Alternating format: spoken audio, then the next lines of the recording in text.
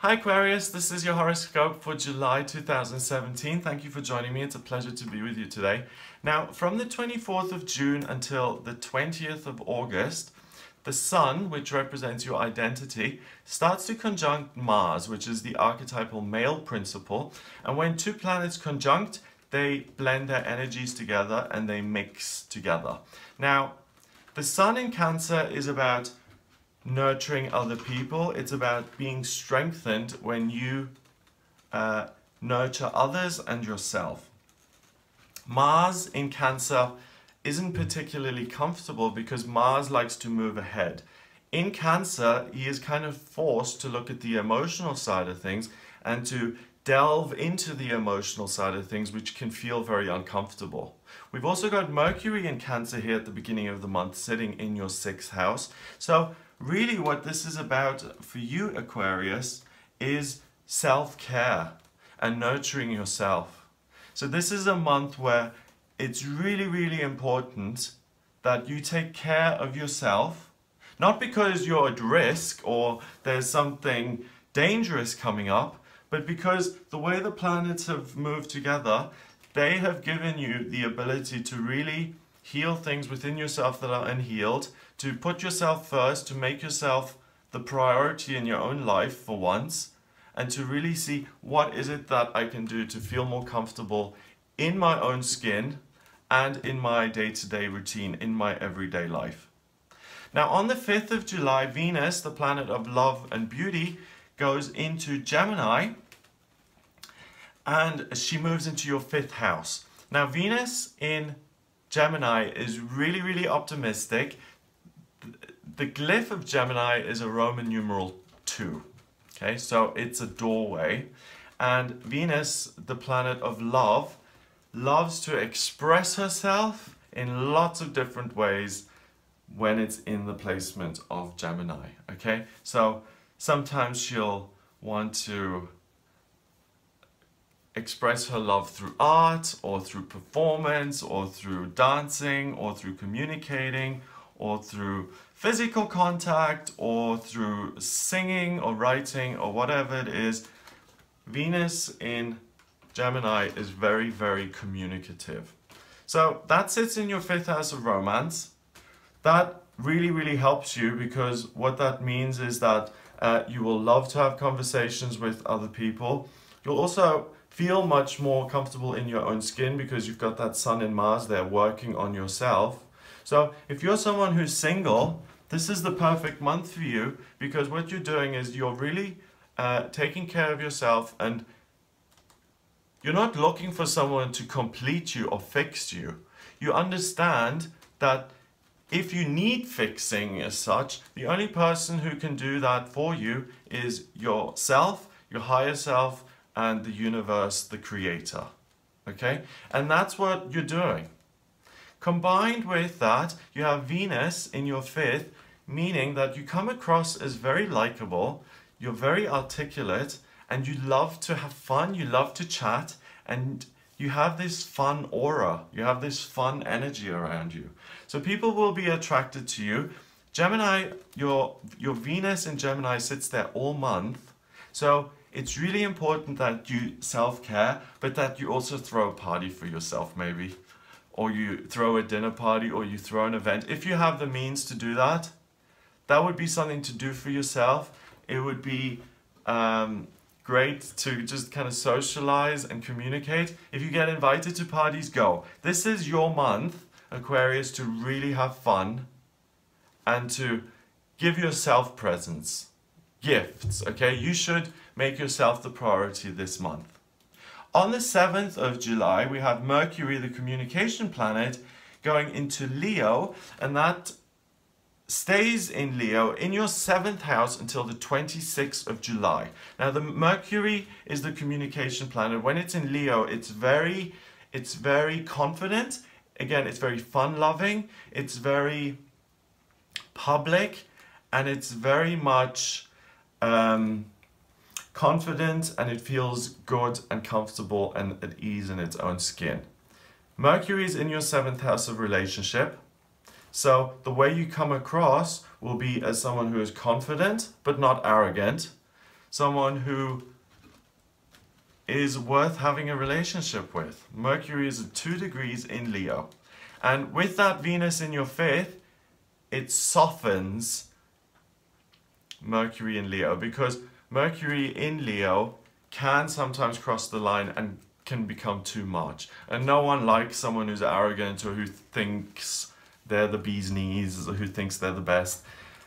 Venus in Gemini ensures that you come across as confident, articulate, likable, and the way that is really going to serve you. So Mercury stays in Leo until the 26th. On the 26th, it goes into Virgo in your 8th house, and the party's over then, okay? The energy changes completely. Mercury becomes interested in making sense of information and number crunching and looking at things like money and taxes and sorting all of that stuff out, okay? So it's until the 26th that you ought to make the most of this by surrounding yourself with other people and enjoying yourself. On the 9th of July until the 26th of July, Mars begins to square Uranus. Mars is in your 6th next to your Sun, and Uranus is at the very bottom of your chart in your 3rd house of communication. So Uranus is the planet of the unexpected, the miraculous, the eccentric. In Aries, it's really unstoppable because Aries is the ram. It pushes through obstacles. And now that connects with your Sun and Mars in your 6th. So there's the opportunity to really heal something within yourself that has been a problem for a while, to really focus on that problem, and through the self-care to really address the problem, face it head on and get rid of it, okay? So if you're someone who's had an addiction issue or an eating disorder or self-loathing or any of these kind of conditions that are manifested in the self, that have to do with the self, you can really make a breakthrough in terms of ridding yourself of those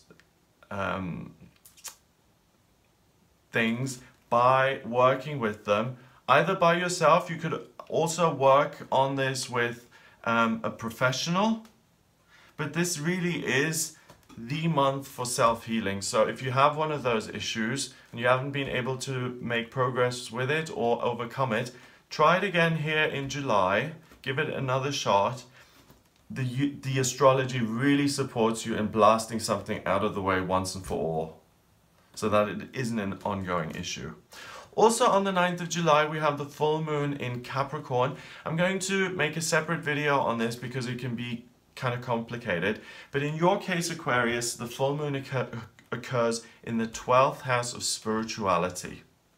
So the full moon is this completion point where we're showered in Capricorn energy. But Pluto sits on top of it, so this is a very transformative full moon. The self-healing that you do on yourself in this month, by the time the 9th of July comes along, you will start to see transformation within yourself through the work that you're doing, and the transformation will continue on after this full moon on the 9th. But not for huge amounts of time, maybe another day or two afterwards, but really this is a great month for you to heal something significant within yourself that has held you back and that's prevented you from living your life purpose. Now you'll continue to work with that kind of energy until the 21st of July, which is when Mars moves into Leo, and Mars is now in Leo in your 7th house of relationship. Okay, we've still got Venus in Gemini. Mars now takes the place of Mercury, okay? And if Mercury had the potential to come across as arrogant, imagine how much potential Mars has to come across as arrogant, okay? So Venus really has her work cut out for her now at the end of the month here, because you will really come across as very confident, as very comfortable in your own skin. And you should be proud of yourself. You've done lots of work on yourself. You've been healing yourself. You have something to be proud of. So that Mars in Leo is going to be enjoyable. You'll be able to enjoy wonderful relationships, connect with people, maybe even find that one long-term relationship, but make sure that you are around other people and that you have fun and that you open yourself up to other people and make yourself available, because there's huge potential for self-healing and then also connecting with someone who's on the same wavelength as you. It looks really good. Finally, on the 23rd of July, that energy in your 7th gets even stronger, because now we have the new moon in Leo in your 7th. And again, I'll make a separate video on that. But it pulls Leo energy into your 7th house of relationships. And Leo is fun, and it's exciting, and it's passionate, and it's fiery. So at the end of July and moving on into August, your relationships are going to be really, really fiery and intense and fun. So this is the time here for you in your life to connect with people, to enjoy yourself, and to really be a little bit frivolous and just have a good time and look at some of the more enjoyable things in life rather than just the seriousness and the work all the time. It's party time for you here in July. Go party, enjoy, have a wonderful month.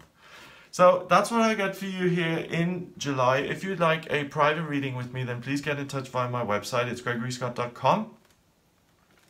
Click on the readings tab to order your reading. And what I do is I draw up your birth chart by using your place of birth, date of birth, and time of birth. If you don't have the time of birth, I can either rectify the chart to find out what the actual time was when you were born, or I can use sunrise. And that way we can look at what your strengths are, what your weaknesses are, what your life purpose is, what your vocational aptitudes are, what you're supposed to be doing for work. And we can also look at what's coming up in future. So career-wise, money-wise, in terms of your love life, relationships, anything at all. If you'd like me to have a look at that, then do get in touch via the website. If you like my videos and you'd like to support me, then please hit the subscribe button. It's really important to me. I hope you have a wonderful July. Please have fun. No excuses. You've got to have fun. Make time for it. I hope you have a super, super month, and I'll speak to you next month in August.